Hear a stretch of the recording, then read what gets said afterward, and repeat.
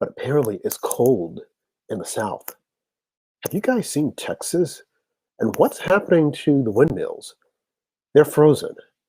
So now you have millions of people without electricity, which translates without heat. Millions of people. People are dying. Why? Well, they don't have any heat to keep warm.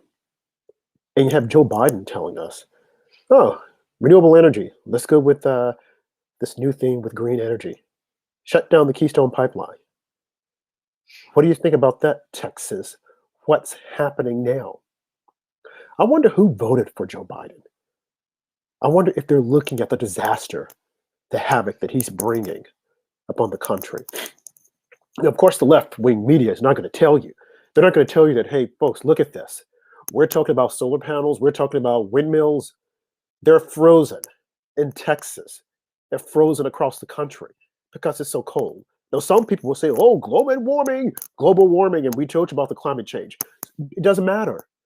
The fact of the matter is that all these windmills, they just don't work when you need them to work. Beware. Be careful. Because what they told us, they sold us a bill of goods. And 75 million Americans were aware of it, and they didn't vote for Joe Biden.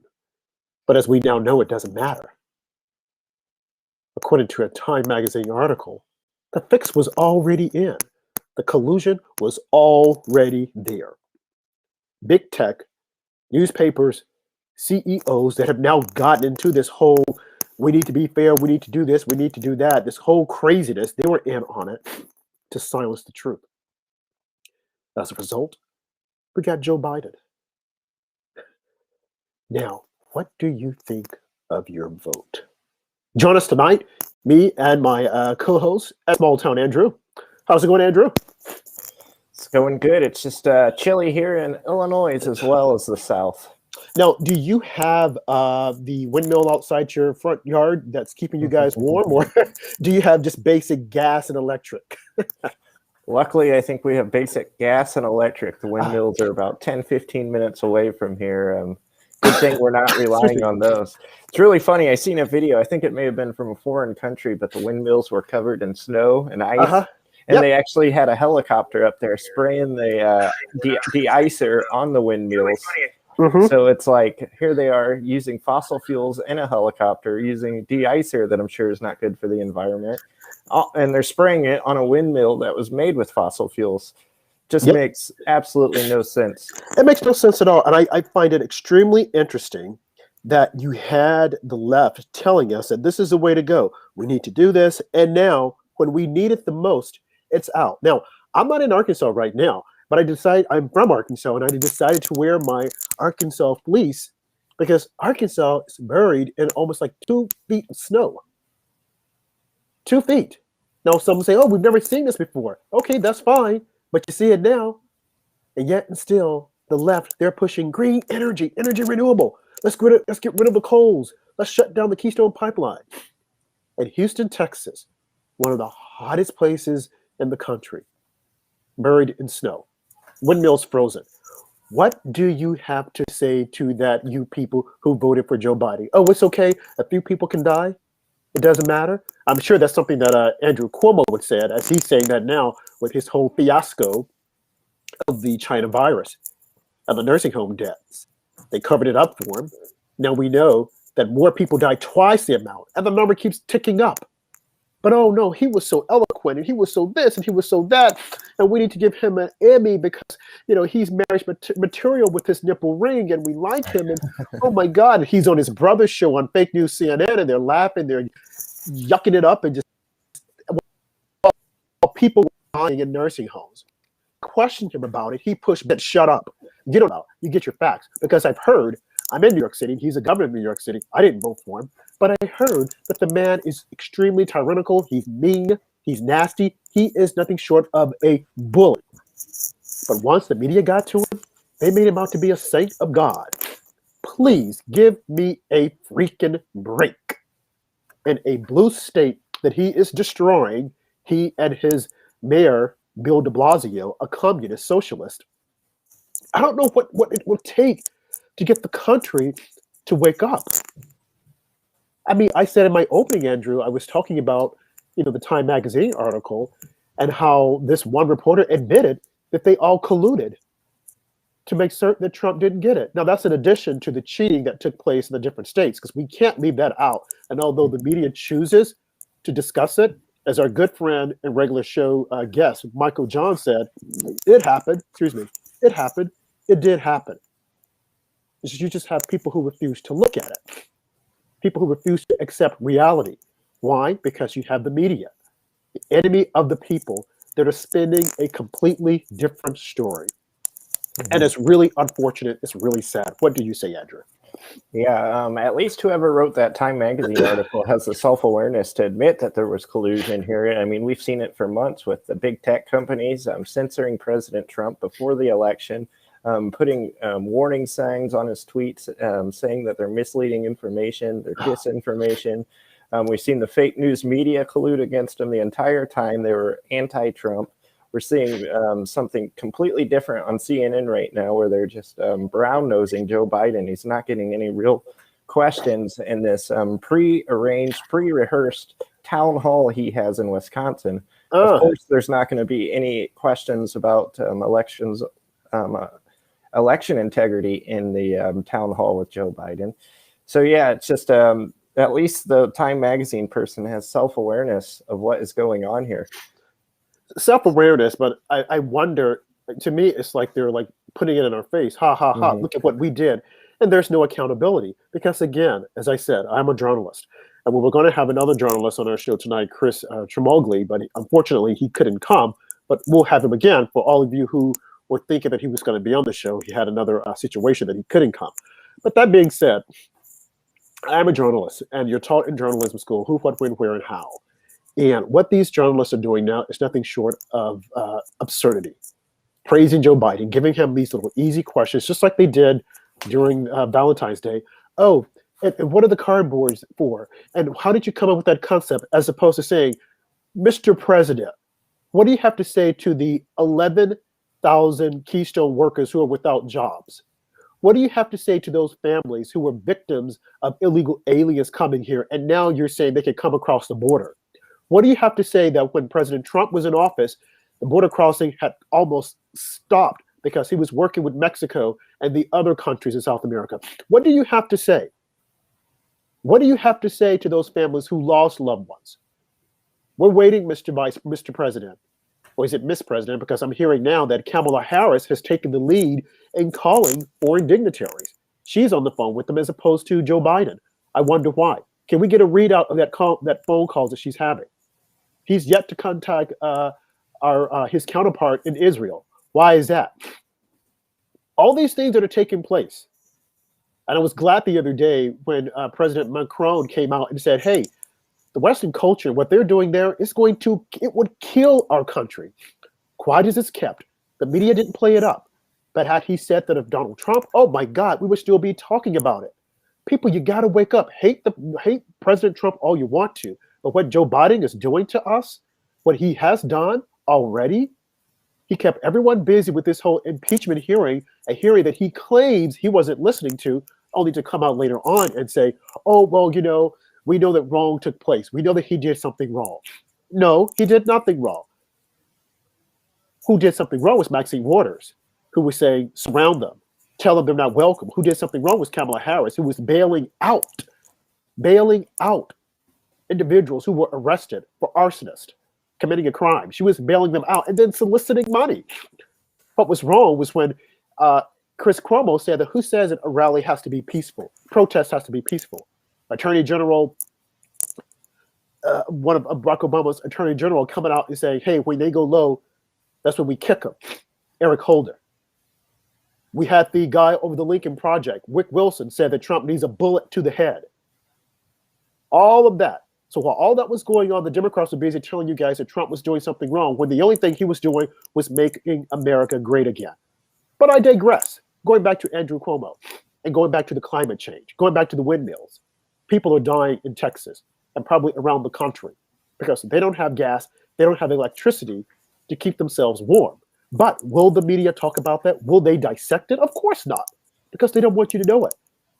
And some of you out there might be some of the people that are listening to this that are affected by this, but they won't tell you that. That is the reason why we're here, to dissect the news and tell you the news and tell you what's actually happening. And it's up to you to accept. It's up to you to do your research to find out, hey, what exactly is going on? What do you? Could you imagine if the media held Cuomo to the same standard that they held President Trump to? The amount of vitriol and hatred he would have gotten his way already. What he did is beyond the pale. I mean, literally sending sick COVID patients and putting them in nursing homes with fellow sick, with elderly people who were the most likely to get COVID and have diverse effects from it. And here you got Cuomo, who was on CNN, as you mentioned, laughing about it at the time it was going on with his brother. The guy's just a disgusting disgrace and real shame for the state of New York. Yeah, he thought it was funny. So let's just play the tape. Let's see what he had to say. Guys get away with murder, and here we go, out of his own mouth. I think there was a mistake. And go talk to the federal government. It's not about pointing fingers or blame. It's that this became a political football. Why COVID? Why did God do this? I don't know.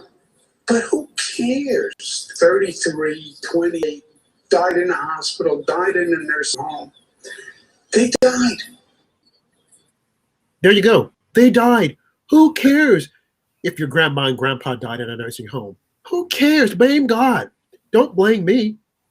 He has put the blame on everyone except for himself. He does not care. And this was a guy that Biden was looking at to be his attorney general. This is a guy who wants to be the president of the United States? I don't think so. And this same guy, now the Democrats are looking at this and saying, oh, no, he did something very bad. I mean, I got to let you guys know that politics in New York, especially at that level, is completely corrupt. He has done other things outside of this and has said other things. This guy is not to be trusted. He's just in it so that he can further his career, but he's not a nice guy at all. How can you come on and say, who cares, and don't blame me? The same man who said that if they had the vaccine, if it's under Trump, I'm not going to take it and don't you take it. And as soon as the vaccine came out after the election, what did he say? I want black people and brown people to take the vaccine first. Well, you just told them not to take it because you don't trust Trump. When are you going to come out and say, you know, I was wrong about that. We can trust the vaccine. But he won't say it, and people aren't listening. Yeah, he got a free pass for putting doubt in people's mind about the vaccine in the first place. When President Trump mentioned that he was going to have this vaccine ready, Cuomo acted like it was going to be made by the White House or something.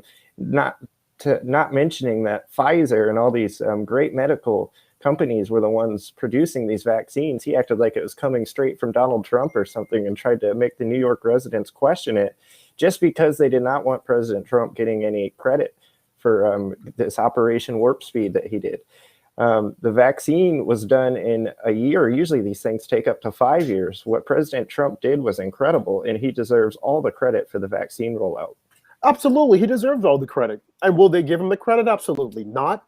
I mean, they should call it Trump vaccine.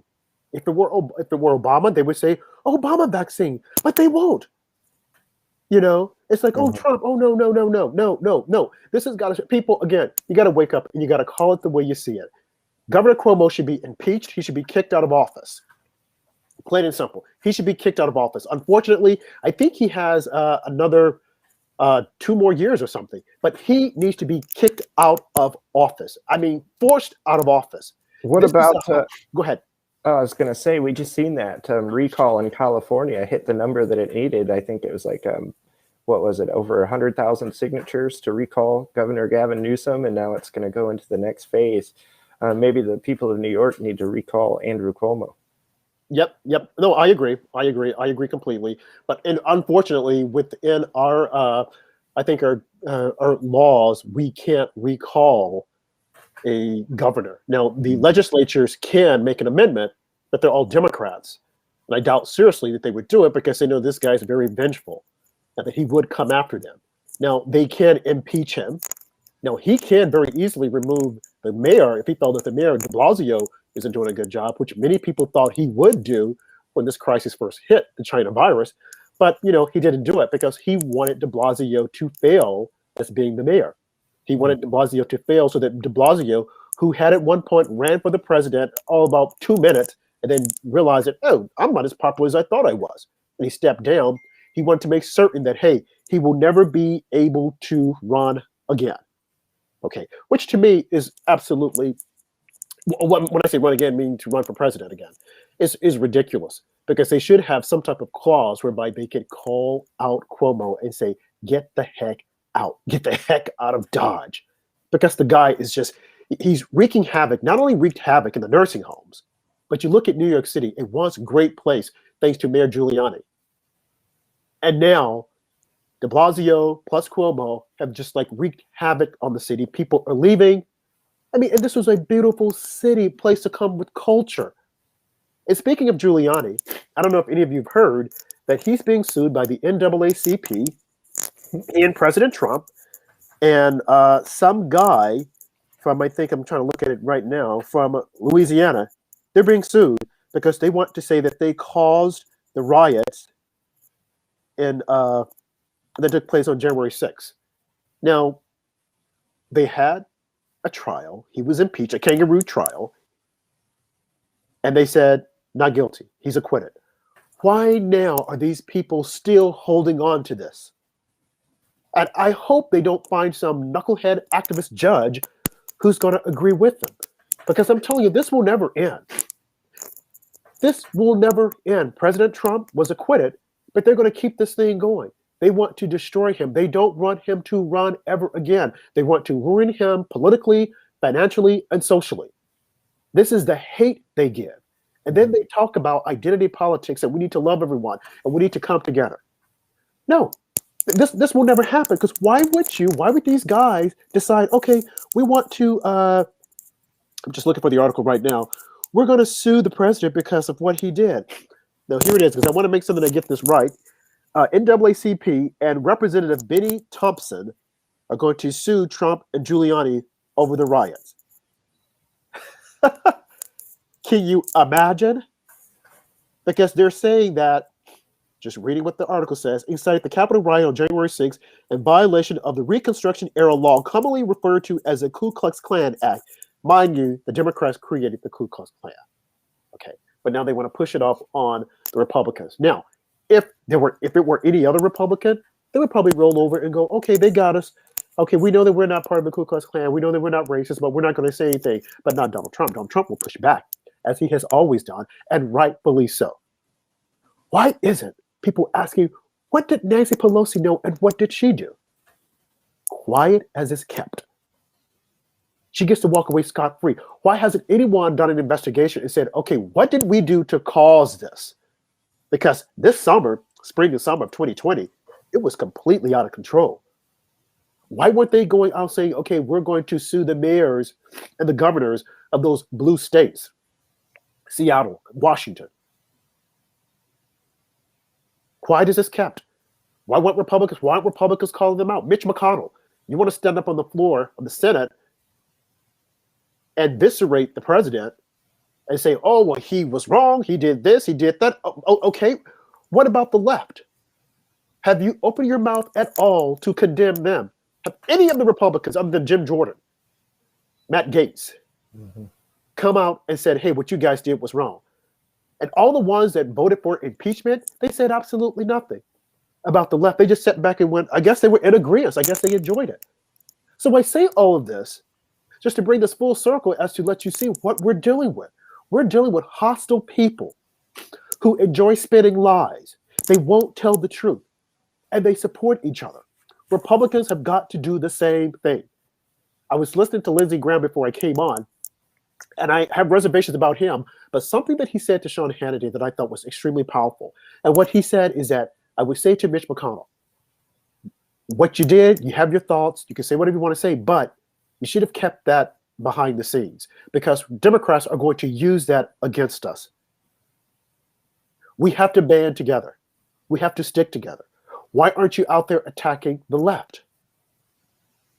I mean, I don't get Mitch McConnell. I never liked the guy, but I thought he did a good job in getting and fulfilling those seats for the federal judges. But other than that, I'm like, come on. What do you say, Andrew? Yeah, I've never historically been a big fan of Lindsey Graham, but I give him credit for his statements the past couple of days. At least he seems to be smart enough to realize where the popularity is in the Republican base. And it's not with the Mitch McConnell and the deep state type like the Liz Cheney and all the other ones. President Trump is who almost 90% of Republican voters still have a favorable opinion of, and they want to see President Trump run again in 2024. They want to see President Trump back America First candidates for the Senate and House in 2022. So we're really looking forward to President Trump getting involved. At least Lindsey Graham seems to be smart enough to be aligning himself with the right side here. And President Trump and his supporters, he endorsed Lara Trump, President Trump's Heard that, yeah, President Trump's daughter-in-law. So credit to Lindsey Graham for saying what needed to be said. And Mitch McConnell is a disgrace. We can talk about that right now, actually. President Trump's scathing letter to Mitch McConnell called him, what was it, Dole? And just an onslaught of insults to Mitch. I had to look up some of them on the Google machine, what they meant, the vocabulary. He used very advanced adjectives to describe Mitch. But I was all about it. I loved the President Trump calling him out. As I mentioned in the last show, a lot of us conservatives are ready for a new America First conservative agenda. We're not happy with the status quo of the past like they want us to go back to. Yeah, I agree completely. I heard about Trump's letter that he ripped Mitch McConnell a new one, and rightfully so. I mean, Mitch McConnell has got to get with the program. I mean, you look at Democrats. Again, you look at when Ilhan Omar had said all those negative things about Lee Zeldin and Israel, and was saying, follow the money, it's all about the Benjamin's baby. She did a tweet about that. And when they called on her, Republicans, to censor her or to call her out, what did Nancy Pelosi say? Well, I'm going to go before the House and I'm going to put out a general statement that will go into the records that we all need to temper our language from the head up, pointing specifically to the president. Why did she do it? Well, because AOC +3 went to her and said, don't you dare call out Ilhan Omar. Can you believe it? This is America. Ilhan Omar was not born here. She's a naturalized citizen. But it seems as though she's trying to bring the ways of her old country, Somalia, or wherever we found her, here to America, which is what I don't get. When you're in America, you do as American. You accept our government, not some kangaroo government. Okay. But she's coming here trying to push her ideas, their ideas, along with socialism. This is very bad for the country. And we need Republicans that are there, like Marjorie Taylor Greene, who are going to push back. And there's another young lady from South Carolina. We need them there. Because the Mitt Romneys, the Ben Sass, and even John Thune, whom at one point I thought was a good guy, but he's not. We need people who are going to fight for the country, who are going to fight like President Trump. We don't need these wishwhackers that aren't going to stand for anything. We don't need people like going to the Lincoln Project. You know where I'm going with that, don't you? The Lincoln Project. John Weaver, nasty man, very bad guy. Soliciting sex from young men. And then you have the likes of Rick Wilson, who was always on CNN making fun of Republicans. Bald-headed Rick Wilson, who, if you were to look at him, you would think, does he belong on Skid Row? But yes, Rick Wilson, Steve Schmidt, and Teddy Bear George Conway, Kellyanne Conway's husband. Don't ask me. I don't know how it's working, but hey. And then Reed Galen. And then there are some others who came together, created the Lincoln Project, and decided to go after President Trump. They received $90 million worth of donations. And I'm told those donations, these men here took some of the money, or majority of the money, for themselves.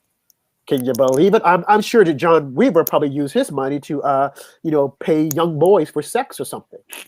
This is horrible. It was proven that they were virtually useless for the left, the Lincoln Project. They put millions of dollars behind Susan Callan's opponent, and she got reelected. They put millions of dollars behind Lindsey Graham's opponent, and he got reelected.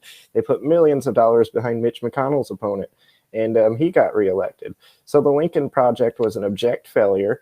It was a bunch of supposed Republicans, but they're really just Democrats who were grifting off of Democrats, basically telling them what they wanted to hear, acting like their former GOP and the old breed of the Republican Party, which couldn't be further from the truth.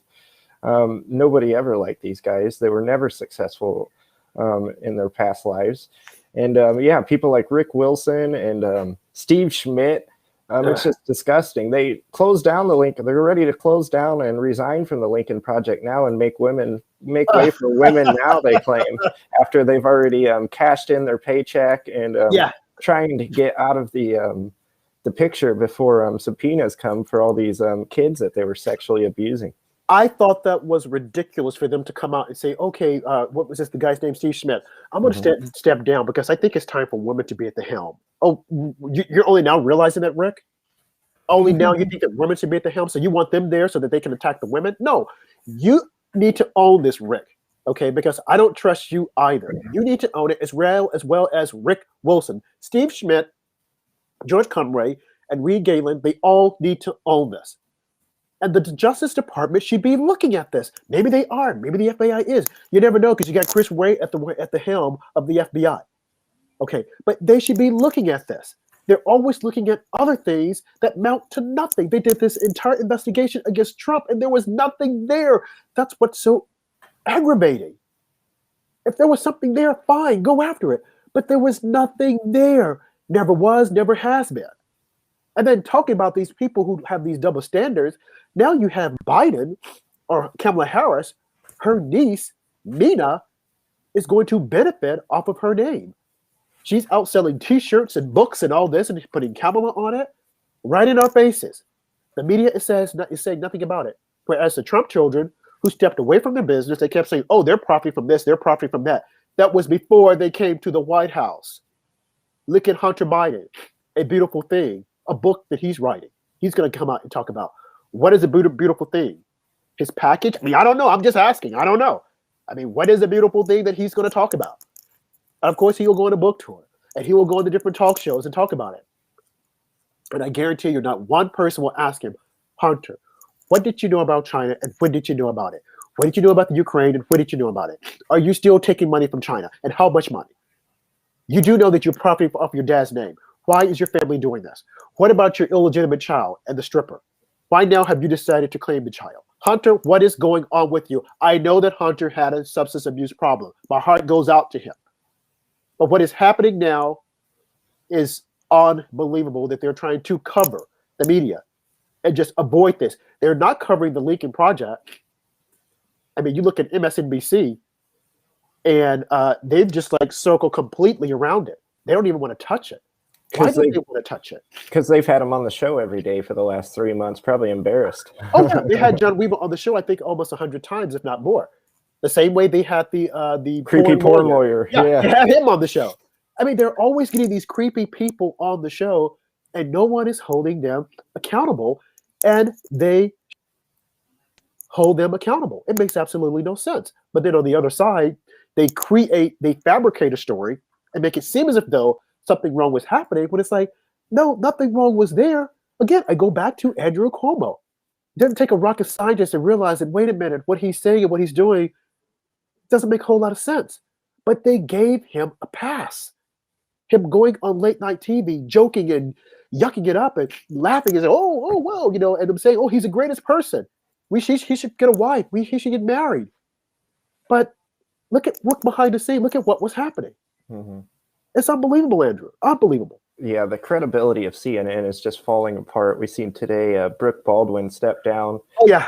And it's worth mentioning, reminding people, the creepy porn lawyer Michael Avenatti was a guest on their network every day for about 6 months straight until he got busted stealing from a paraplegic millions of dollars from a guy that has already suffered much in life. That's about the lowest thing you could ever do. Is steal from a crippled guy, and that's exactly what Michael Avenatti did. And this guy was a CNN contributor every day for about 6 months straight. To go back to the Mitch McConnell and President Trump feud we are seeing here today, gives me some optimism going into 2022 that the America First agenda is going to survive. I know a lot of us were feeling down after the election, that we've seen all these Republicans turning their back on President Trump, not stepping up. But after the impeachment, we only seen, 7 turn their back on Trump in the Senate, a few more in the House. But President Trump has came out and said he will be back. I think it's going to be clear after 2022 whose endorsement is going to hold more weight between Trump and Mitch McConnell, and it's going to be President Trump. What do you think that the impact that President Trump can make in the 2022 primaries?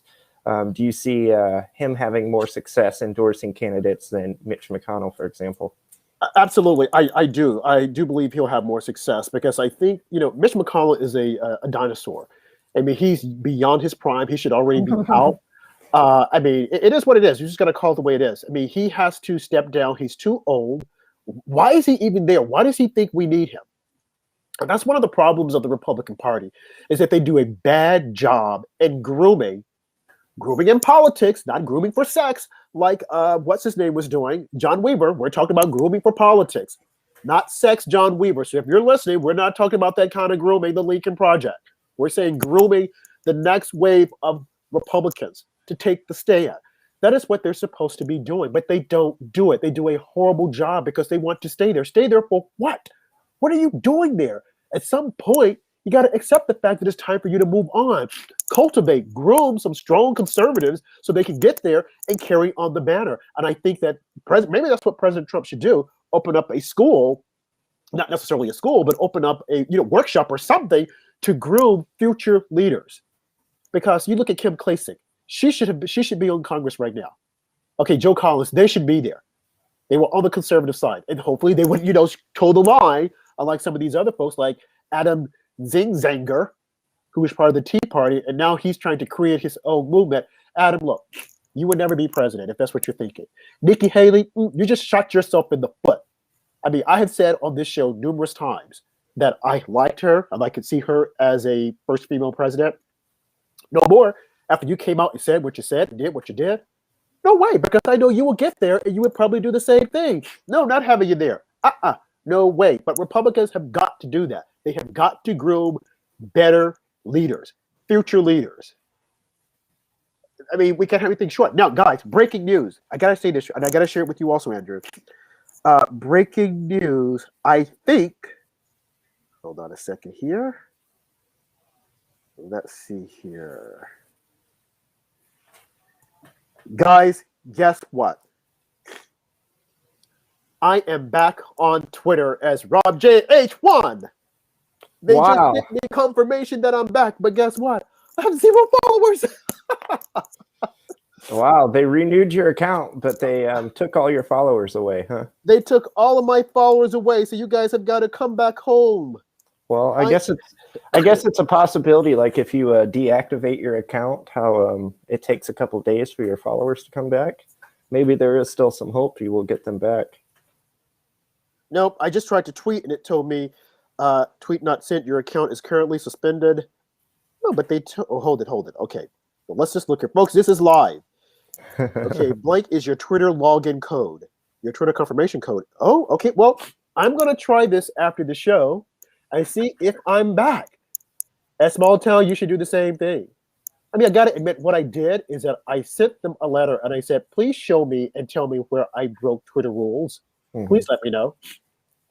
It sounds like your letter might have been a lot nicer than the one I sent them. I don't think they're going to be renewing my account after the letter I sent them. Boy, well, we'll see. But I am back. No, that's not to say that I'm going to use it much, because I think that we've been doing rather well what we're doing right now. So we're going to stay the course.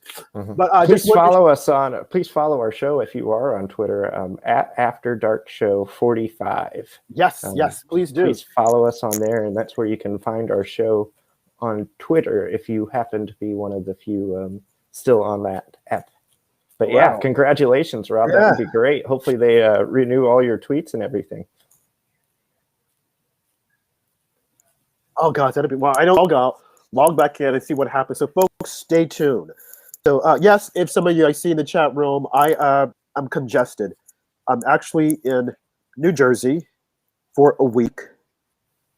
Normally I would be at the beach, but I want to see what the beach house looked like during the winter, so I'm here. and I guess a change in temperature, my sinuses just didn't work. So I'm congested. I don't think that it's COVID-19. I don't think it's a China virus. I've had like several China virus tests. When I go back home, I'll have another test. But even if it is, I mean, I will survive. I will survive. But it better not be, because if it is, Fauci's been lying to us. Because I've always worn a freaking mask. I haven't gone anywhere. So he's lying to me. Now, let's see. Speaking of Fauci, Dr. Fraud, have you guys noticed that he's now pushing political agendas, pushing stimulus package, saying that, hey, we need money for schools? Have you guys noticed that? I mean, what the heck? How did he now all at once decide to step into the arena and he's going to push policies and he's going to tell everybody, oh, we need this stimulus bill, we need this package in order for the country to keep going? Well, had you not lied about the shut-ins, the country wouldn't be in the shape that it's in. But you lied. What are your thoughts, Andrew? Yeah, it was really funny how the media tries to spin this narrative. CNN, I noticed did an article today, fake news CNN, they did an article that said Joe Biden's stimulus package will save on average like $3,500 for taxpayers or whatever. But I guess if they're counting that for President Trump, he passed a $1,200 stimulus and then a $600 stimulus and then the largest tax cuts in the country's history. He was already saving the average American family almost $3,000 a year. So that's at least $4,800 that President Trump saved people last year with his tax cuts and the benefits he gave out for the COVID-19. So Joe Biden's still falling behind, and Joe Biden's still talking about raising taxes on a majority of Americans. Yeah, and he's probably going to do it. I can see that happening. And again, as quiet as it's kept, and if people don't stand up and push back, this is what's going to happen. And then you have Kamala coming out saying that when they came in, that they had nothing to work with in the way of the distributing the vaccine, which is a complete lie. And Fauci came out and said, well, I don't think that's exactly true. He tried to clean it up. There's a mess on aisle 13 committed by Kamala Harris. Please, someone come in and clean it up. So he came out to try and clean it up. Now, here's the thing here. What actually happened is that they didn't think the president, Operation Warp Speed, was going to work. Because remember, the president, a businessman, said, hey, I'm working with these companies and I put pressure on them and I told them, hey, this is what we need to have done. So they didn't think that was going to happen. So when the vaccine materialized, they take another step back. CNN, MSNBC, New York Times, Washington Post, they all came up with an article critical of the president saying that it's not going to happen. A vaccine would be 9 months to a year out. Well, it wasn't. It was Operation Warp Speed, and it happened. So they were caught, as they say proverbially, with their pants down. And now they're trying to scratch around and say, okay, what did we do? Now, what you bet, had they not manipulated and stole the election from President Trump, he would have had a vaccine in all the different states. Now, mind you, states' rights, they could have rejected it. But I think he would have pushed it and said, people who want it, let them take it. If those who don't want it, okay, step aside. But old Kamala wants to blame the previous administration for their shortcomings. And the media seems to be going right along with it. No one is calling her out. They're not calling them out and saying, hey, no, you guys had all this. What are you doing, Jan Psaki? You guys thought that it couldn't be done, and it's done. And now we have millions of doses of vaccine and no arms to put them in. And then you have Joe Biden coming out saying, oh, well, we just ordered up some more vaccine. Oh, no flip. Trump already had the vaccine out there, working with those pharmaceutical companies like Pfizer and Moderna. While he was working with them on the lower stage, you had the CEOs working against him, not coming out saying, hey, this vaccine is ready. Remember when that happened? During the election? They only came out after the election and said, oh, we're ready to rock and roll with the vaccine. Folks, that was collusion. Collusion with the companies, the CEOs, and the Biden folks, not to put it out there. We need to have an investigation as to who did what, when, where, and how, because they've already laid it out to us in the Time Magazine article. Republicans have got to get wise. Look at this information. Are you hoping that we don't see it? This should be investigated. And whomever was involved should go to jail. As simple as that. Because clearly... Go ahead. I was just going to mention the scary thing is, other than like Matt Gaetz and a select few, it seems like the rest of them don't even care about the integrity of the election. They're showing no interest in doing anything to clean it up. No interest at all, because as far as they're concerned, hey, it's over with, let's move on. And I think that's a general position of most Republicans, especially the Liz Cheney's, John Thune, and McConnell, Crenshaw. and Crenshaw. They're thinking, oh, Crenshaw, you're such a disappointment. They're looking at it and saying, okay, well, it's over. Let's move on. Pat Toomey, Bill Cassidy, and a lot of these guys are being censored in their states, and rightfully so, because if they didn't agree with what the president, if they felt that the president had done something, they should have said, "I'm going to abstain." But to come out with statements before an investigation was done, and it still hasn't been done, it shows me that they're all about the swamp. It's all about them and no one else. Now, I want to throw in someone else, Kevin McCarthy, just really briefly. I think he's weak. I think that they need someone else, a stronger figure. And I don't know how they're ranked. I guess depending on how long you've been in the House, that's how you start going up. But I personally think he's weak. No doubt. We need someone who's strong, who's going to fight and push back. Now, I go back to Lindsey Graham. Lindsey Graham said tonight, you might not like some of the things the president said. You may not be to your taste. But I think Lindsey Graham recognizes that Trump knows how to get his agenda across. All the more reason people are very disappointed that this election was cheated and that the big techs colluded to steal it from him. Because you look at how he operates. Yeah, he's made mistakes. I will give you that. But still, the way this man operates, there's no reason or why this election, he shouldn't be in the White House right now. Plain and simple. Yeah, Kevin McCarthy was a real disappointment. The night before this impeachment was set to wrap up, all people were talking about was how Kevin McCarthy and Tommy Tuberville could not keep their mouths shut about a private conversation they had with President Trump while the January 6th riot was happening. That caused a lot of speculation, and it was not good for President Trump. Those two, what a disappointment. They should have just kept their mouths shut. I thought Tommy Tuberville, I liked how he was opposing the certification. Good for him on that. But divulging what him and President Trump talked about in a private conversation the day before this impeachment hoax was set to wrap up is almost unforgivable to me. Right. And I don't understand it. I'm like, why is it that these guys are so big on talking and not keeping their mouth shut? I mean, if I'm having a conversation with the president, first of all, I'm going to be honored. And I'm not going to go out and discuss, these are the things that we talked about. I'm going to keep my mouth shut. But for some reason, these guys, nope, can't do it. We got to talk. We got to say this. We got to say that. It's like, are you serious? Then it led to everyone trying to match up the timelines when President Trump talked to them on the phone and when Mike Pence was getting evacuated from the Capitol. It was almost a disaster. It was. And it's like, it doesn't make any sense. It's like, you got to hold the line, stick together. Look at what Democrats do. When you look at the lies that they've told and some of the things that they've done, but they still stick together. Why can't we do the exact same thing? What is so difficult about sticking together? You had a leader who was like up in your face, who said, hey, I will take the pot shots. Let them attack me. You go ahead and do the agenda. But, you have rhinos like Mitch McConnell, who's like, he's a venerable person. They're always saying, well, he's all about the Constitution. He's all about that. Well, sometimes you got to look beyond that and say, hey, we support the Constitution. We're right behind the Constitution. But we have got to call these people out, because if we don't, no one will. Plain and simple. Now, I want to go ahead, Andrew. I was just going to mention Breaking 911 reported today that the Supreme Court is going to review the Wisconsin and Pennsylvania voter fraud cases. So that doesn't mean that they're going to take them up, but they're going to review the contents in the case and see how they were handled, basically to see how they can handle similar cases in the future. Those states were both ripe with fraud. President Trump had a massive lead in Wisconsin on election night. He had a massive lead in Pennsylvania. It looked like there was no way Joe Biden would come back in those states. But what do you know? They stopped counting, and the ballot dumps happened. Yep. And, we will never live that down. And this is definitely something that a textbook case that we could study, that how they just stopped all these different states. People were seemingly were okay with it. Whereas you have 75 million voters who are saying, no, we need to know more. And, like I said, John Durham, he may or may not come through.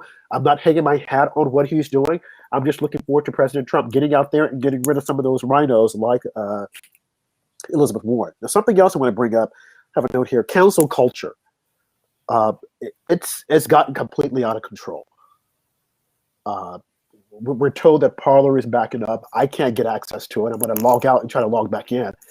But counseling people, you have people in the New York Times that were being counseled. The other day, I read an article about this young girl, a black girl, who was reprimanded and was told that she couldn't go to medical school because of some postings that she had on Twitter. Now, I didn't necessarily agree with her postings, and she definitely wasn't a Trump fan. And she was saying that, hey, I was just expressing myself. I didn't do anything with linked to the university, and they've come in and they've censored me. Now, her whole position was that they did it because she was a black woman. I'm like, no, okay. You're one of the reasons why they would not do it, because you're a black woman. Now, of course, they'll probably beat down the school. The school will say, yeah, we did it because she was a black woman. No, I saw something completely different. I saw an organization trying to silence speech that they did not like, plain and simple. And now it's happening to someone on the left. And if the left is uneducated and unsmart or unintelligent enough to realize this, that that's what's happening, we're all in trouble. Because I might not like what she's saying, but she has a right to say it according to the Constitution. I mean, a lot of people didn't like what I was putting on Twitter. Apparently Twitter didn't like it, although it was the truth. So they kicked me off from January for almost 2 months. Hopefully they're telling me that I'm back on. So you might not like it, but to take it off, I mean, her case is a bit of an anomaly, because if you go to Twitter at any given point in time, you will see all types of X-rated pornography on it, even on Facebook. But they try to be these virtues of moral integrity. And it's like, are you serious? It's like, I don't think so. So anyway, she got kicked off, and she's trying to say, well, they kicked me off because I was a black woman. They kick you off because they're trying to silence your speech. They want to silence everyone. And I was talking to a friend today, and I said, and we've said this on the show before, that if we're not careful, they will beat down the American people so bad, closing down restaurants, closing down jobs, that they will have absolutely nothing. And then the government will come in and say, I will give you this to help you, to take care of yourself. And people who would normally refuse government assistance would say, please give it to me, not realizing that they're getting in bed with the devil and their rights are being taken away. And they won't realize it until they've woken up one day and then realize, you can't go here, you can't go there, you can't say this. You have to think a certain way, because they have taken over. People were afraid that Trump was taking over. No, he wasn't taking over. Joe Biden is trying to take over. Look at the guards that are at the White House, the National Guards at the White House. Why are they there? Oh, there's an inherent threat. There is no freaking threat. The threat was when Trump was there and they were trying to go after him. They have you believing that there's a threat. So that if they decide that they want to take over military control, there you go. So you would think the Democrats would be pushing back, but they're not. You would think the ACLU should be pushing back, but they're not. What am I trying to say? I go back to my original statement. You look at the young lady, a black woman. They kicked her out of medical school. And she said, it's because I'm a black woman. And they're always attacking black women. No. They would allow you to do it. Look at Cardi B. What they're doing is that they're clamping down on her free speech. And folks, you better be aware of it. You better wake up, because that's exactly what happened. Oh, look at who's joining us. Hi, Heather, Dad. Heather, how's it going? Heather, this is Great. good. This is a perfect timing, because I am about to jump on your topic. We're talking about The Bachelor. So I don't watch it. I've been following it, and definitely want to get your insight. Now, I will say, as I said previously, that I think what's happening is that, excuse me, guys, I have a bit of a cold. I think what's happening is that because he is the first black bachelor, and there's a possibility something that he could very well pick a white female. There's nothing wrong with it. That they're trying to create controversy. I listened to the video of the host of The Bachelor. He was speaking with the other Rachel Lindsay, I think, who had been the first black. And she claimed that she was letting him say what he needed to hear, where he was coming from. I listened to his entire missive. And I don't think he said anything that was inappropriate or anything Mhm. that was racist. So I'm like, Mhm. okay, where are they going with this?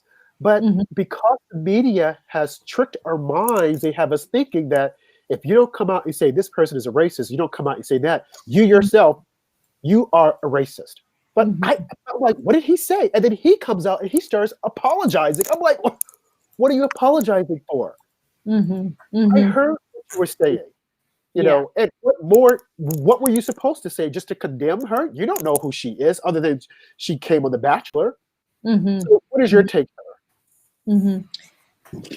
I think that you're right, Rob. It's very intimidating and scary because we see a climate in which the facts, as far as we can know them, aren't really being sifted through. People aren't critical thinking so much as reacting in fear and piling on. I think it seemed like Chris, the host, it seemed like he was not so much necessarily trying to defend the specific choices of this young woman to go to this party. He was just seemed to me simply saying, let's have a sense of grace and give someone the benefit of the doubt before we condemn. And for that, it seemed to me he was canceled. And if we can't say that, it seemed like he was essentially saying, let's reserve judgment. He wasn't even commenting on the substance of this accusation. And I think we're at a very strange time when it's like you can't say anything other than reflexive condemnation. It has, guys. I'm sorry, I'm on air. It has kind of a Maoist cultural revolution quality to me. I mean, listen, I feel like a certain maybe hesitation here because I realize that other people see it differently. I'm white, and maybe I need to kind of do more listening than talking. But as a journalist, I can say it just, you don't want a climate in which people can't respectfully disagree or ask questions about what actually happened.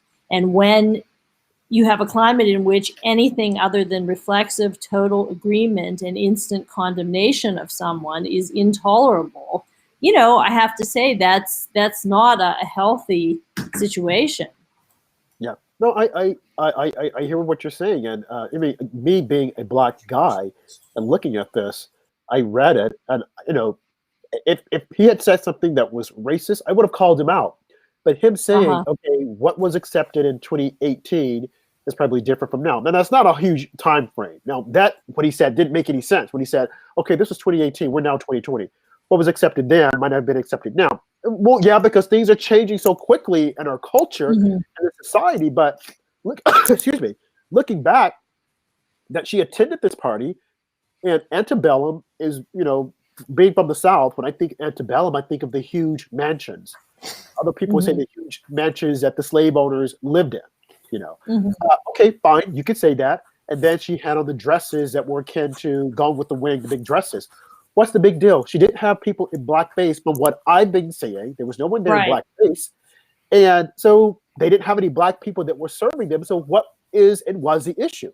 Because if we're going to take issue with that, then there's a setup, and I think in Gettysburg or in Virginia, whereby you Mhm. can go and you see people that are dressed in the time period from the 1800s and the 1700s. Are we going to look at that Sure. and say, oh, that's bad? Not only Well, that, yeah. in my home state of Arkansas, when they have Juneteenth, in June, you have blacks that are dressing up in these antebellum dresses.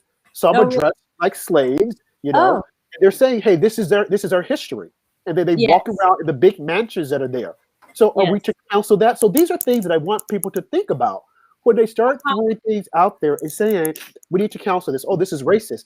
Yeah, but Juneteenth, you look around you around the country, and you Mhm. will see black people dressing up during that time era with the big dresses on. Like I said, Mhm. some were dressed like slaves, and they were trying to teach people this is what it was like. The life for a slave was very difficult. Whereas if you Yes. lived in a big house, they're explaining it to you. So when Right. I saw Chris, when I saw this, he was talking about it, I'm like, he didn't say anything untoward that you would say, oh my God, he's a racist. But I took issue with Rachel, the interviewer, because she immediately left and started blah, blah, blah, blah. He said this, and I thought that it was wrong, and I am going to disassociate myself with the franchise. I'm like, but you were the first Bachelorette. If you felt that there were issues then, why didn't you say something beforehand? Do you see an opportunity to further your cause so that people will herald you as she's a great person? And needless to say, she was on Don Lemon. I didn't see it. I heard about it. She was on Don Lemon talking about it. So is CNN going to reach out to her? Would it surprise me and put her on the show as a commentator? I mean, it's like you have to look maybe. at the picture. Because Yeah, and, undertone.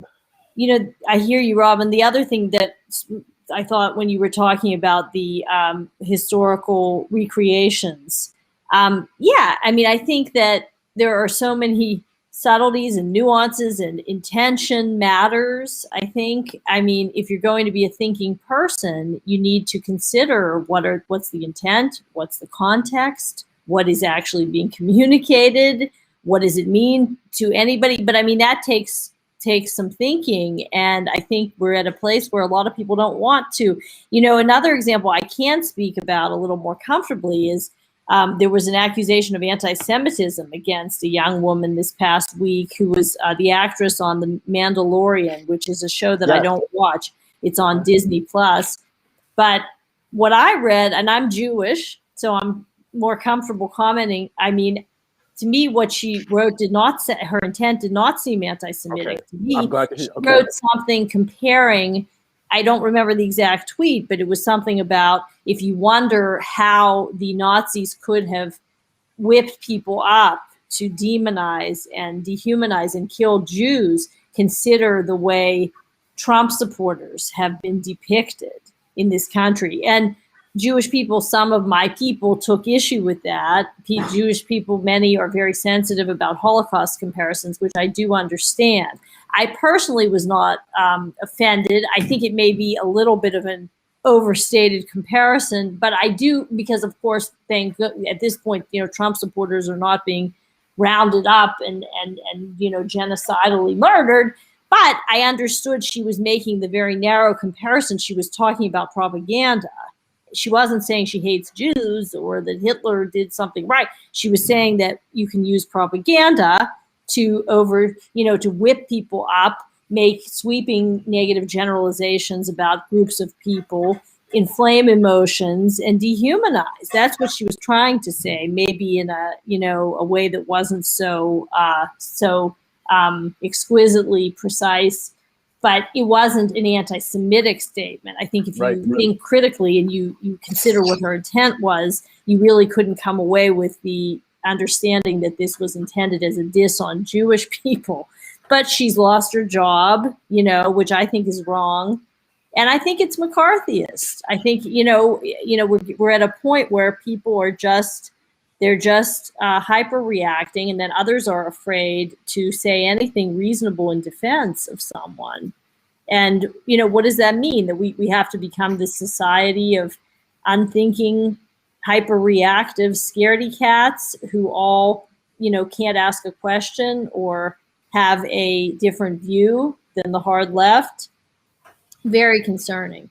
That is an excellent point, and I had mentioned that on our previous show, on the Sunday show, about this young lady, and they were saying that, oh, she said this, it is anti-Semitic. Like you said, it might not have been, you know, a great analogy, but still, she wasn't attacking the Jews. No. And for people to come out and for her to lose her job, it just shows you, you know, how these big corporations are trying to become politically woke, so to speak, or as they call it. Mm-hmm. And it's extremely dangerous. Because before you came on, Heather, we were talking about a young lady who was, I don't know if she's been reinstated, and was kicked out of medical school because of postings that she had placed on Facebook regarding, in relationship to Cardi B, her song WAP, and she was saying all this stuff. Now, I don't like it. I thought it was very derogatory. But the school said, hey, we're going to rescind your admission to this medical university. Now, her response was, she felt that they did it because she's a woman. And I'm like, no, it has nothing to do with that. Now, they will possibly beat down the university so that the university will agree that that was the reason, and then they'll let her go to the school for free. But I looked at it and I'm like, no, it's not because you're a black woman, because right now black women seem to be another protective class by the Democrats. They can do no wrong. You look at the women that are on the House floor saying that President Trump has Unless done they're this and done that. conservatives, Rob. Exactly. Unless they're conservative.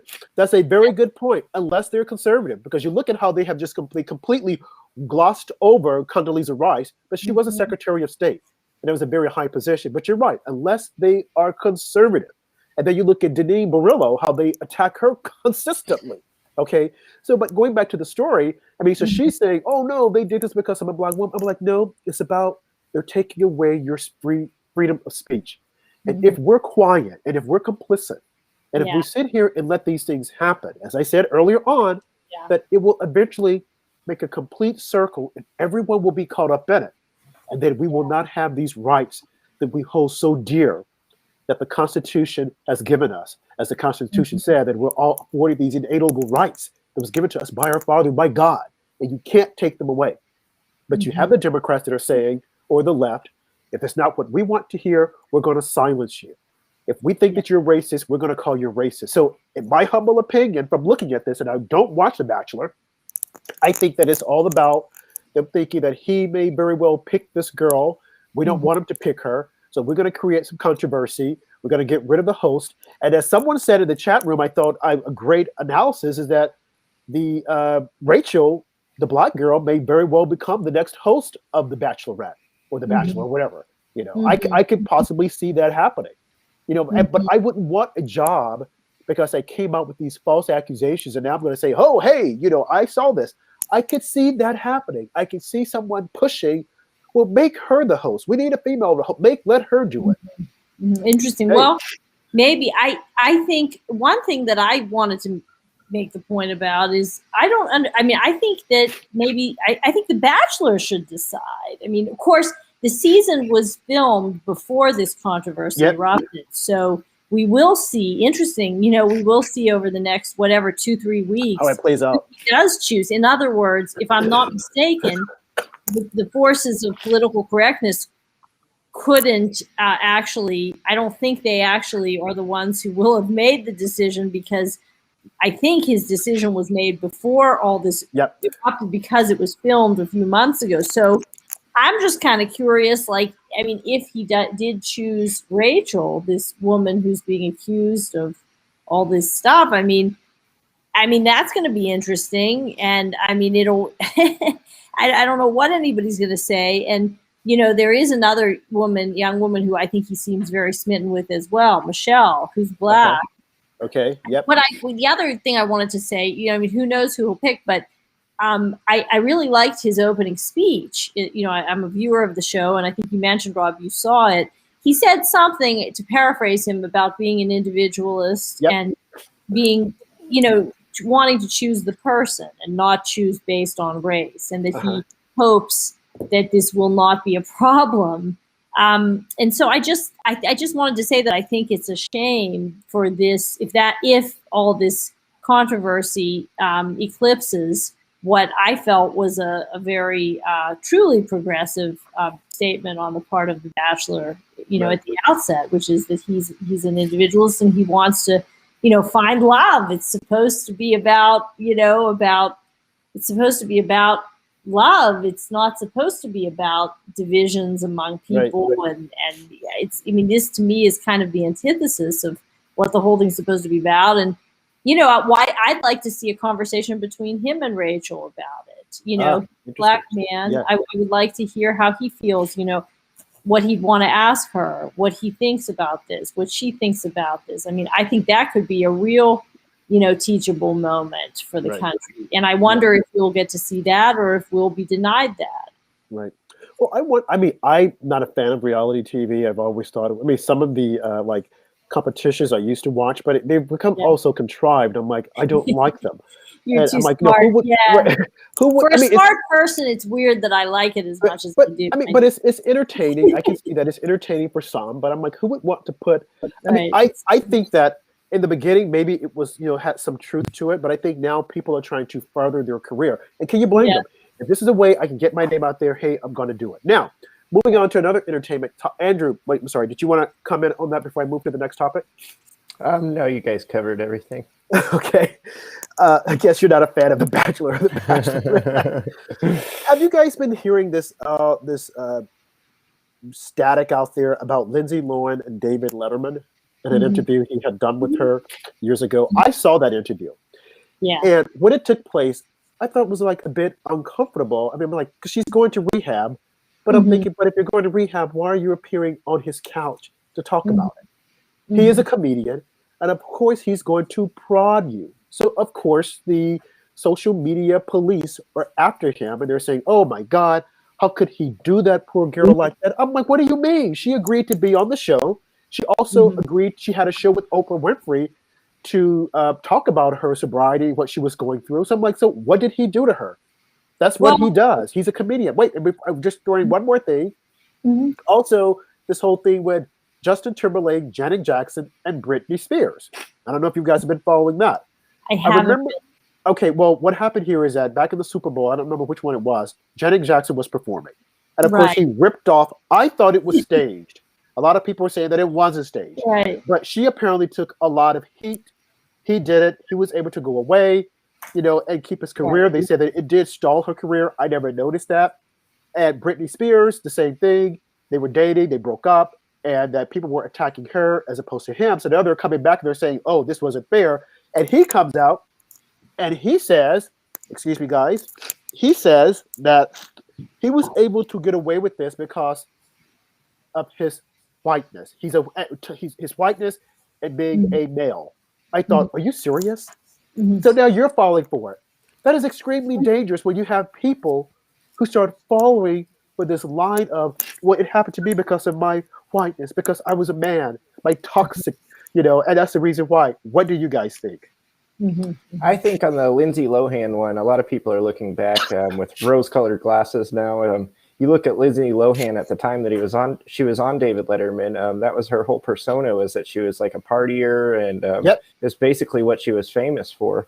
So it's no surprise that David Letterman leaned into that in his interview and kind of made jokes about it. It might have been insensitive if she was recovering from addiction. But what does bringing it up, 10 years later do? I mean, it might make Lindsay relive some of these bad memories. Yep. Well, you make a good point, Andrew, that what's really behind this. I mean, I saw the interview and I thought I'm not a huge Letterman fan because I did find his comedy to be a little mean sometimes, and I do think he can be a little bit of a jerk, frankly. And I am a Lindsay fan. For one thing, she's shown some real independent spirit. I think with the whole Me Too thing, she's been, actually it's interesting where independent, people with independent minds, as we come in all packages, and she was one of the few women to, I think, say something that was a little more nuanced and not so much in lockstep with the herd on that. So.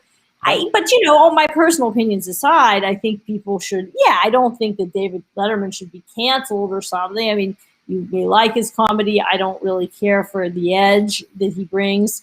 But I mean, to kind of dredge this up, is this really about? What is this really about? I mean, it just seems, a bit unnecessary.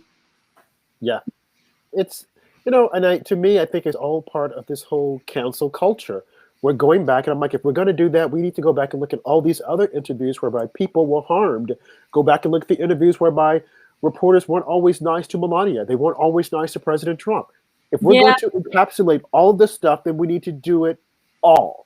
Well, you're right, Rob. But one thing I say, when it comes to the hard left, they'll be mean, they'll be bullying, they'll be petty, but they won't be politically incorrect.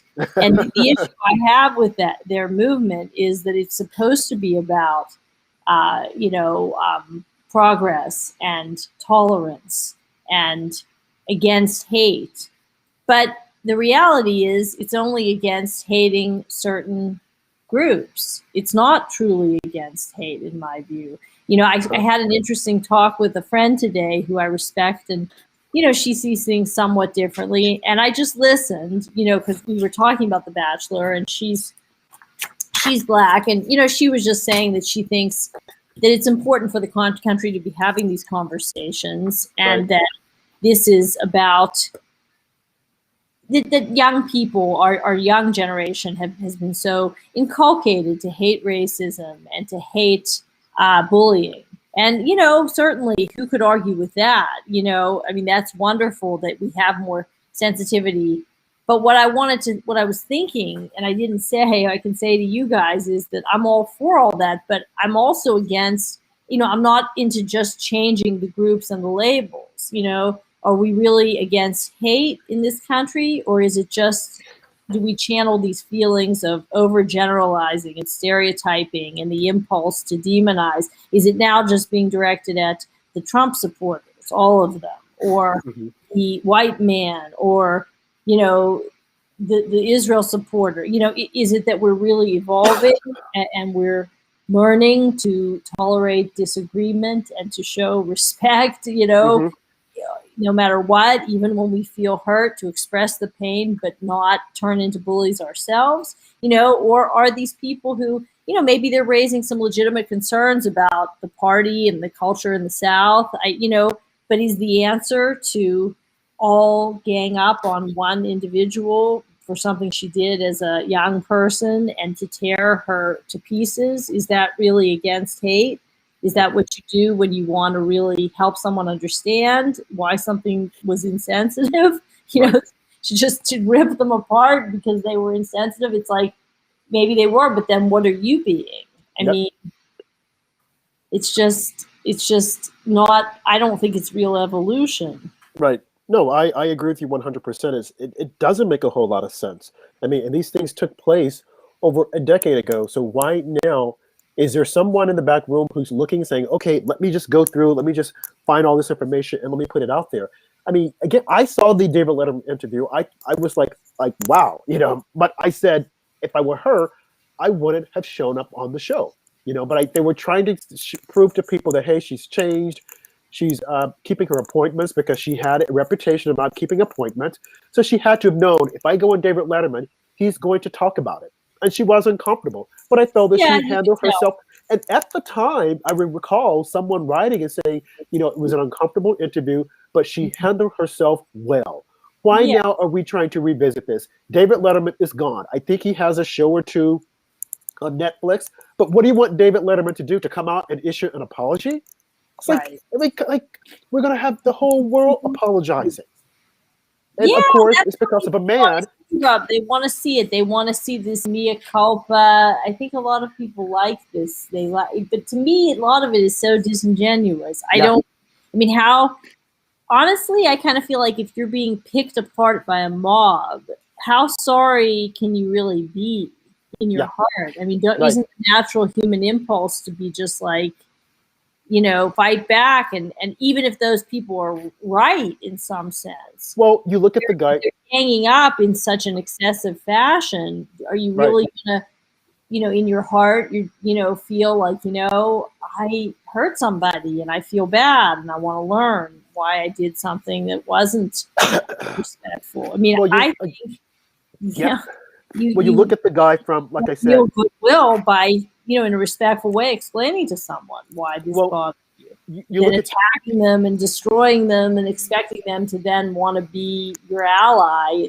In truth, I mean, I just don't think it works like that. Right. Well, again, you look at what we have with The Bachelor. You have Chris Harris coming out and he's issuing an apology saying, maybe I spoke about something that I'm not familiar with, that I haven't experienced myself. And I'm thinking, but you're not saying anything wrong. But for Rachel Lindsay to come out and say that he was, as if though he's a white man, and white men right now, we don't like you, and you must pay no matter what you do. So now the next white man is David Letterman. And then we're going to throw Justin Timberlake in as well. Now, I felt at the time that Justin Timberlake handled the entire matter rather poorly, because he should have come out and said, hey, this happened and, you just can't attack her. But he was young and he was looking out for himself. And now he has since gone on, made movies. He's on Saturday Night Live. I don't care for his music. But, the way he treated these women, come on. Now, come out, say something, but to try to cancel him and just for something that happened in the past. And again, you look at look at John Taylor and what's her name, the singer. She sung "You're So Vain." Oh, Carly Simon. Carly Simon. Now, we don't know if she sung that song about him or not, but apparently they said that he did her wrong. Now, are we going to look at him and say, okay, now you've got to come back and you've got to apologize to her? Sidney Poitier. I thought it was Warren Beatty she wrote that song about. But they're saying that it was John Taylor. But okay, even if James Taylor. But even if it was Warren Beatty, it was a long time ago. Right, Let it does go. he need to come back now and apologize? You know, he have it's an apology tour. You know, they're demanding. Right. The apology tours are silly. But you know what I think maybe underlies some of it? I mean, I can, as a woman, I guess I can see a little bit, maybe the idea is that in some of these situations, maybe there is this sort of, I don't know, call it a paternalistic maybe way of relating sometimes to women, like with the Lindsay Lohan thing. Like, you know, he was needling her. He was sort of, poking her.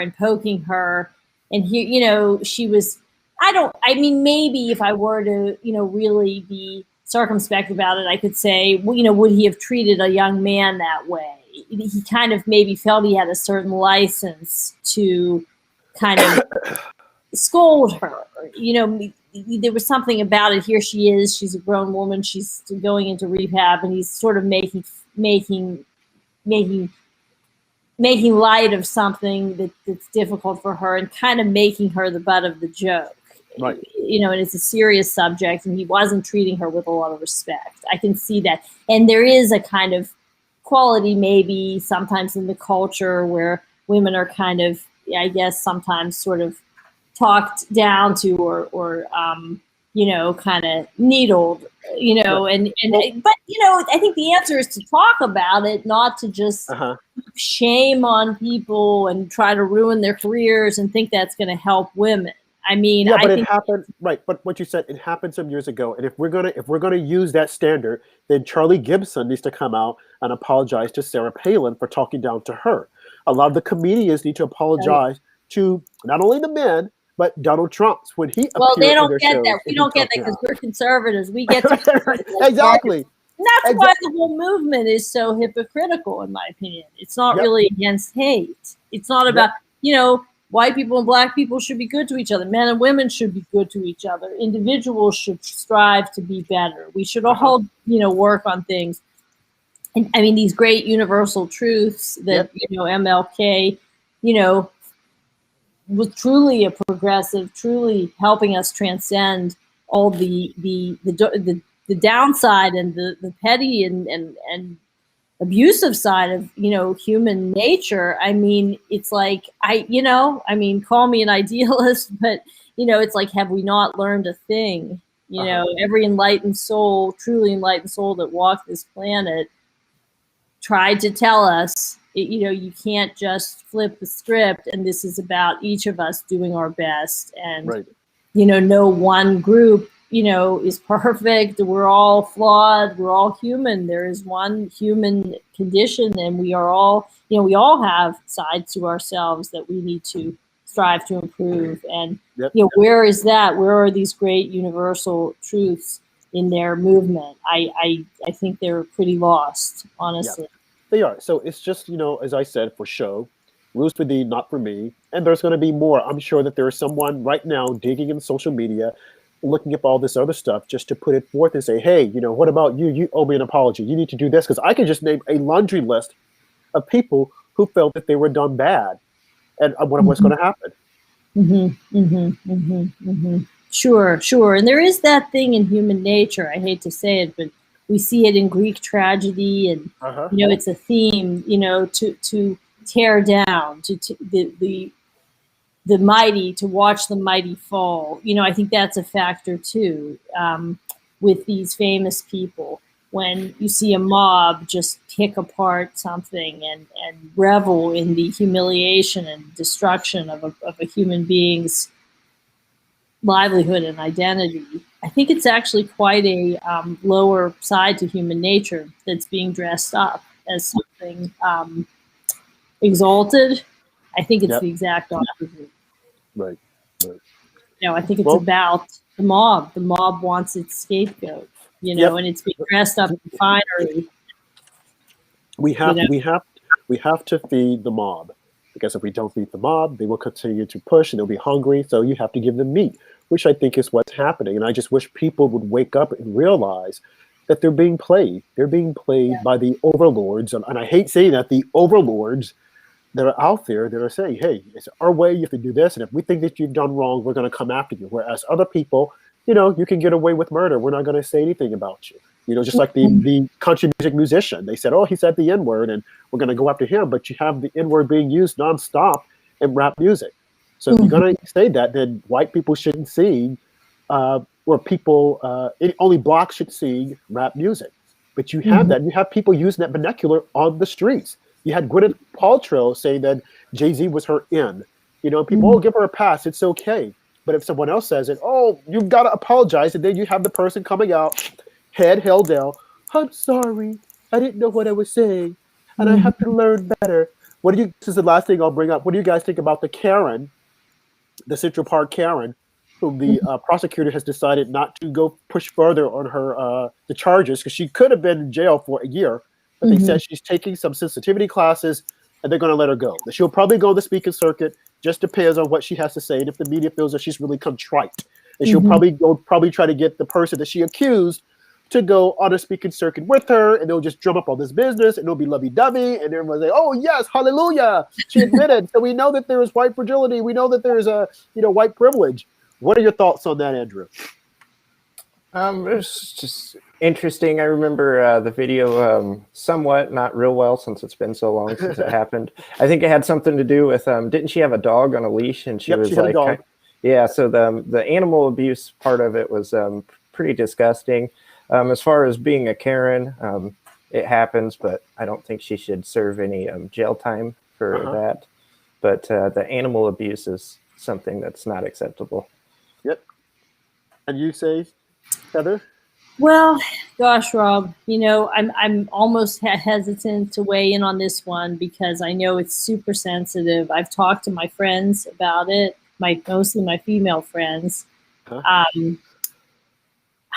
I think that we heard, I think that was, well, let me just say that I think the media was the only winner in that situation. CNN was the only winner. It whipped up emotion, with that tape on both sides. And my take is it was a very unfortunate coming together of two people who were way too tightly wound.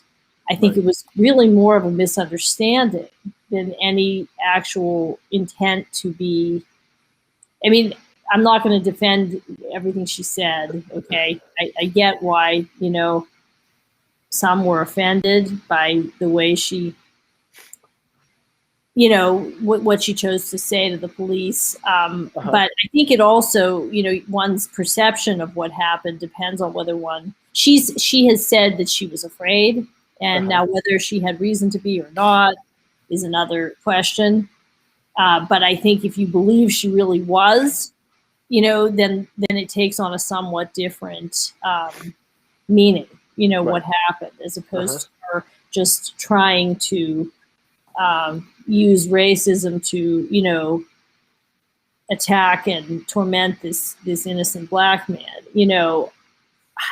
I think that I give him credit. I do give him credit that Chris Cooper, I think is his name, he eventually said, "Look, she's paid enough. It's enough is enough. We don't need a court case." I mean, I just think there should have been ideally a little more understanding on the part of everyone that this was a pandemic lockdown situation. These people were two uptight, tightly wound New Yorkers. I don't really think the whole thing needed to rise to the level, that it did. So I guess that's what I would say. My take on it is that I agree with some of the things you're saying. I think that, for one, the media did blow it out of proportion, and they did so because, again, you had their two primary colors: black, white, black man, white woman, and they're trying to demonstrate this is what always happens to black men. This blah blah blah blah. Okay, now, yes, are there some situations been on the streets, and I will tell you, I'll a middle-aged white woman, and I will see a sudden like, let me grab my purse. I give it a chuckle. I think that it's funny. I'm like, oh, you really think I want what you have? Like, my suit probably costs more than what you have in your purse. So I give it a chuckle. Other people take it to heart. They are completely offended by it. What happened to her? What happened to Chris, the guy? I mean, I think that she was completely out of line. I mean, he wanted her to put her dog back on the chain. The dog was running loose in the ruins or something that they call it, where birds are, and she refused. And when he said, I'm going to take a picture, she said, oh, well, I'm going to call the police and I'm going to say a black man, and that was a key signifier, saying a black man. And people heard that and said, okay, she knows that if a white woman says a black man, someone is going to act up on it. So that she should not have done. Okay, does she deserve jail time? Absolutely not. She was humiliated. She should have lost her job. No, she shouldn't have lost her job. There are a lot of other people who've done worse things on their jobs and they're still there. But what befell her, in saying that, she lost her job and she had to take the sensitivity training and whatnot. Okay, fine. But going to jail? No. Was she wrong? I think absolutely she was wrong. But again, it didn't happen to me. It happened to him. He chose to forgive her. And it should have just dropped right there. We never needed to know about it. But because it was the two primary colors that the media loves, it was an item that people love talking about as we look right now of a white woman, the bad white woman. They publicized it and it got out there, and look at what happened. What will be interesting is to see the next steps, because it wasn't like glorified. It wasn't put out there in big headlines. Oh, this is what he did. And that won't happen until someone decides to say, well, look at what happened to her. She got off, and that wasn't right. You see, a white woman got away with it again. White women have always accused black men of doing things, and it was wrong. It went all the way back to Emmett Till when they said that he was killed. In the South, folk were singing a white woman. So we'll just keep going. This snowballed completely out of control for the simple fact that it was the two primary colors. Now, I will venture to say they will probably compare this to a case that's making its way in the media of a white football player who abused, allegedly, his black girlfriend. So it'll be interesting to see if the two are compared, and then it picks up more traction, and then CNN and all the others decide to have a symposium about it, because they'll probably reach out to Chris and say, hey, be on our show. We want to talk about this. He will more than likely decline, but like I said, who knows? They may have a kumbaya moment, hallelujah moment. They'll go on the speaking trail, he and this young Karen, and it'll go from there. But I do find it interesting that on the internet or social media, they have come up with some of the most hilarious memes of Karens. They say, oh, well, this is what Karen does when she encounters another Karen. It's hilarious. So, yeah, well, one other thing I would add, Robin, it's very interesting to hear your take. I will say this, that I, in no way defend her the way she said what she said, but I do think that maybe it's possible, and I can't speak for her. I can only speak for myself as a woman who's petite, who isn't a muscle. I'm strong, but whatever. I live a great life, and I'm not trying to complain, but I think, all women can understand that we have a kind of a vulnerability, when we're in a secluded place, and it's not about color. I think any man, especially a young, strong, big man, approaching me in a secluded place, I might be scared. I'm not terrified, but I might just. No, that's warranted. I understand. Right.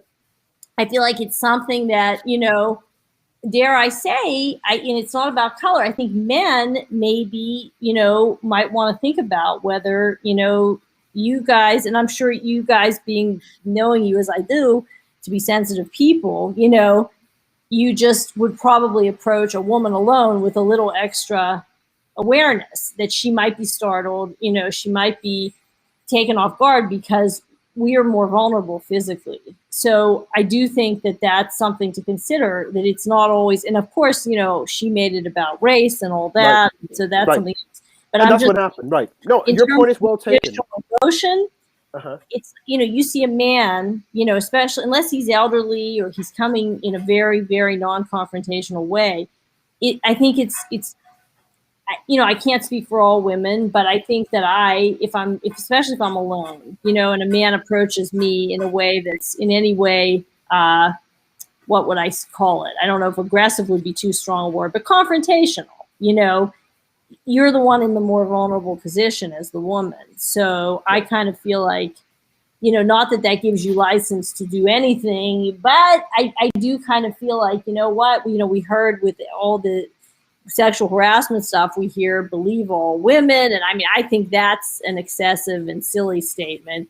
But, I think if we're going to be told believe all women, we don't have to believe every woman, whatever she says, whatever.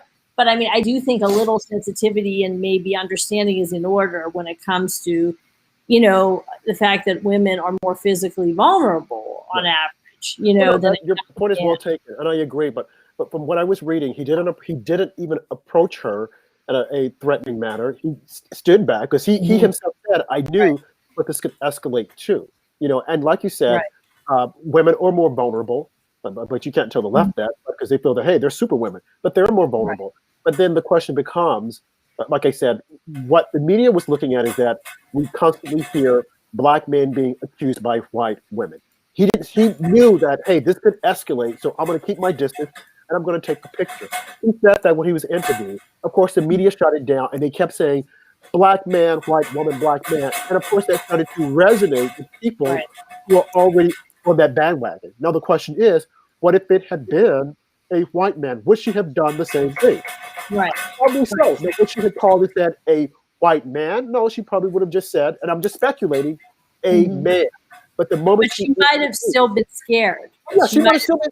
If you believe she was really scared, again, if you believe she was just faking this thing in order to get him in trouble, the whole thing's despicable. If you believe she was actually afraid, I'm not saying it excuses it. I'm just saying it takes on a very different meaning. And that's, you don't really know, what was in. She said, I read an interview of her in which she said that she was scared, and that she shouldn't have said what she said, but that she said that, and again, I'm not saying this is what happened. This is just what I read. She's a bird watcher.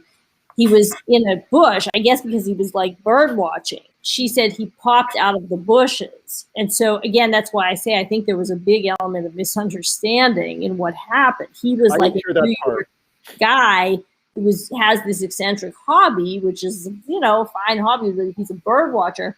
She was standing there and saw a man come out of the bushes. And she claimed she got scared. Right. Fair enough. I mean, and I can understand that, but then I would ask her, okay, you were scared, and I do believe she might have been scared because if I'm a man, if someone comes out of the bush, I'm going to be startled also. But it's the steps that she took afterwards. First of all, she should have, I think the ruin, she should have been there with her dog, not being on the leash. Just it is an area for you to watch birds. Okay. Now, the moment she could have called and said, oh, I'm afraid, she was talking to him and she was saying, put your dog, a leash on your dog. And she, took issue with it. And because after they were exchanging words, for her to say, I am going to do this and I am going to say, it would lead some to believe that, no, she said black man for the sheer purpose of thinking there's going to be some action, because she could have just said a man.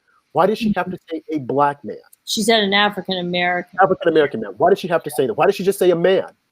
Okay, now, yeah, some would say, well, what if it were a white man? Would she have said, oh, a Caucasian man? Or would she have just said a man? So I think that is an issue that many people struggle with. Right. And it was, let's face it, we're having a whole conversation about, I think part of the reason that video went viral is, it was so open to interpretation depending on your point of view. And I mean, it's important to have conversations like this. And that's, because, I mean, I guess there's something positive that, we can have a conversation and kind of hear about the other point of view, because you're coming at it from the perspective of a black man and I'm coming at it from a female perspective. And so, I hear you, and I guess I'm inclined to believe her that she was actually scared and that was what motivated what she did. But, I guess, if you look at this and you think she wasn't, and that she just did this to be vicious, right, the whole thing is, takes on, a very different meaning. Right. So. Andrew? Yeah, that's interesting. Like Megan just said in the chat, 911 operators do ask sometimes for the color of the person perpetrating the crime. And also, in fairness, Black males especially do have higher statistical crime rates. So as Heather was saying, it makes sense that why she was possibly more nervous. There could be. But she might have been. I'm just saying she might have been scared if it was just white guy popping out of the bush. Yeah, I see what you're saying. But just for example, as a white man, if I go to a neighborhood that's got nothing but Black people or people of color, I'm going to be more nervous than I am in a situation where I'm around other white people. So there is possible that she was nervous by his stature or something like that. Honestly, personally, me just being a New Yorker, I would be equally. I mean, I think if it were a big white guy bopping out of the bushes, I'd be scared. I mean, I would just be on edge. I would just be like, why? Like, you know what? I'm alone here. Like, what if this takes a turn? Kind of thing. Well, well, just going back to what Andrew said, I mean, like being a white guy going to a Black neighborhood, he would be afraid.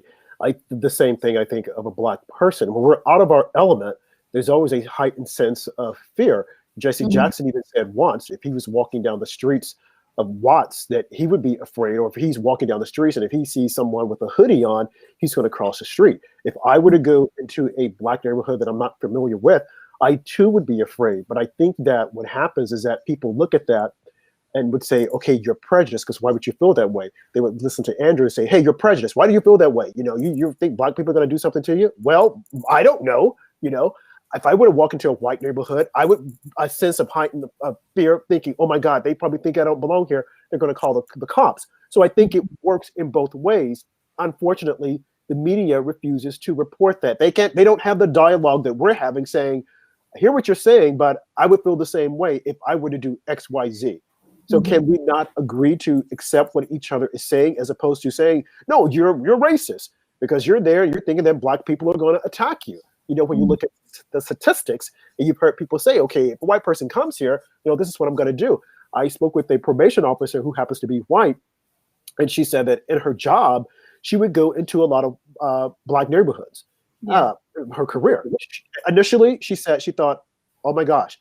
But then she's like, oh, okay, there's no big deal, because the people got to know her. But just going in, and that's not to say that people are going to attack her, but you're in an area that you're not familiar with. So there is going to be a heightened sense of fear as opposed to not. If you're going into a Black neighborhood and it's not a middle-class neighborhood, yes, there's going to be fear. If you're going to a Black neighborhood that is a middle-class neighborhood, that fear probably won't be as heightened. But if I were to go to a Black neighborhood and it's not a impoverished neighborhood, I too would be fearful. The same thing if I were to go to a white neighborhood. If it's low end, high end, I would be fearful, because the first thing that's going to enter my mind is, what have they been saying on TV? What has the media, again, been telling them about Black people? Wow. So this is the dialogue that we want to have and we have to have and get real. People say they want to have it, but when it's being heard, it's like, no, I'm going to get you to see that you're racist because of that. No, you're stating, well, look at it from this viewpoint. I'm not saying this, I'm not saying that. So, you know, I think I'm glad we're having this conversation. Me so that too. It's a very, Rob, do you find that, I mean, I'm sure it must be annoying if, you know, I mean, do you find that people react to you, like make assumptions, or do you encounter this from people, or, you know, white women or women in general? I mean, do you have, do people, you know, act in a prejudiced way toward you? I think we had covered this on our show before. I did with Andrew and Lazy Meatball when we were talking about Black conservatives. And as I said, when we started talking about this topic, there was an incident where I was walking on Fifth Avenue, and I had a suit on, and there's a little old white lady. So there's always a little old white lady who accidentally brushed into me. Okay, and then she looked startled, and then she grabbed her purse. You know, and then I think when she did it, she was like kind of embarrassed, and you know, and I saw the side of my eye, and she smiled, and I kept going. You know, I because I know who I am, it did not affect me. I just said, oh, okay, lady, what I have on is probably more than what you have in your purse, you know, and I kept moving. But there have been people who have said that, you know, when they walk in an elevator, you know, and if they're a Black man, if they're white women, you know, even if the Black man has on the suit, you know, as if though they will call where the women will like go to the other side of the elevator. Now, I don't know how true this is, but I have heard people say it. I'm not say that they have not experienced that. It goes to the perception that the media has put out there about black and white people. Going to Andrew's point, he said if he were to walk into a black neighborhood, he would feel like nervous and uneasy. Okay, and rightfully so. But I'm not going to say, oh, he's a racist because he feels that way. No, he's in an area that he's not comfortable with, that he has not been in. So why wouldn't he? If I were to go to that same neighborhood, I would feel the same way. What I find interesting is that when I do say that, I mention this to some of my white friends, they say, but why? You're black. It's like, it doesn't matter. Black doesn't, I mean, white, crime doesn't have a color. You know, if you're going in, if they don't think you belong there, of course, you're going to stand out, and they want to know, why are you there? So it worked both ways, but people aren't willing to have the dialogue and say, I hear what you're saying. They want to quickly say you're a racist and you're a that or this, as opposed to say, wait, let's take a step back and let's actually hear what they're saying. Why would Andrew, if Andrew is going to a black neighborhood, a neighborhood that he hasn't been in, and it's an impoverished neighborhood, he's going to stand out. Now, that being said, if he's one of the boys and they know him, he looks like a b-boy with his hat on backwards, they'll probably say, yo, come on, Vanilla Ice, you know, come on over here. But that's not the case. If he were just to walk there to cover a story, they would say, wait, why is this white guy here? What is he coming here for? So I would understand that sense of, you know, nervousness, because I'm out of the area that I'm comfortable with and I'm in some place else.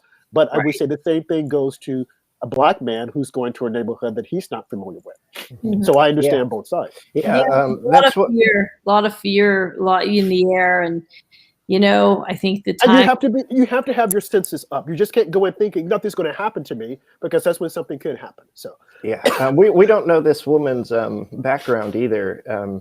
There's definitely intimidation with unfamiliarity. So maybe she's unfamiliar with being in that situation, or maybe she's had a bad incidents happen in the past with a black person or something of that nature. So there's just all kinds of things it could possibly be. And I will say that I kind of feel like, well, anyway, I just, enough said. No, this is a good conversation. I'm glad we had it. And this is the reason why we're here, to have these conversations and open dialogue. And I hope that our audience enjoyed it, and I hope that they would share this on their social media platforms and come back and join us on Thursday, when our guest would be, I think it's Attorney Alejandro. And we're also working on another guest, a surprise guest. I'm not going to tell you guys until I confirm him, but he has sent me something saying, oh, wow, fantastico. Let's do next Thursday, the 26th. Looking forward to it. And that is none other than the comedian Michael Loftus, who will be joining us on the 25th of February. So you don't want to miss that show. He is a comedian. He's right now writing shows for Netflix, and he has appeared on many of the news outlets giving a political and social analysis. So definitely look forward to Michael Loftus being on the show February 25th. That is next Thursday. So definitely join in.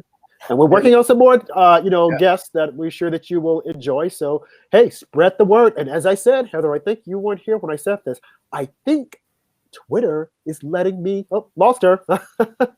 She's back, I think. Okay, I think we lost Heather. But in any event, do tune in this coming Thursday, when our guest will be Manny Alejandro, the attorney. And we'll definitely talk to him about the lawsuit that's being filed by the NAACP and a member of the House of Representatives, Democrat House of Representatives. So. If you're still free tomorrow, Rob, I would still be down to do a Wednesday night show. Yes, I forgot about that. We have a special show coming and feeling up. Well. Yes, yeah. Pretty snowed in here in Illinois. It's still about, it got up to about 10 degrees today, so it's a little nicer, but the wind chill's still below, so not much to do outside, so do some extra shows this week. And yeah, Sunday, we're looking to have Congress candidate Joe Collins on. Yes, I forgot to mention that. Discuss, I guess it could be controversial to some, his newest Facebook post. So we're looking forward to hearing his thoughts on that. Right. He ran for Congress against Maxine Waters, and they were still, when I heard, they were still contesting the election. He might have conceded, but he will be on the show on Sunday, and he will be talking about his Facebook posting, whereby he made reference to, just gave a picture and said, these are some of the things that he's gone through, he's experienced, as well as black men.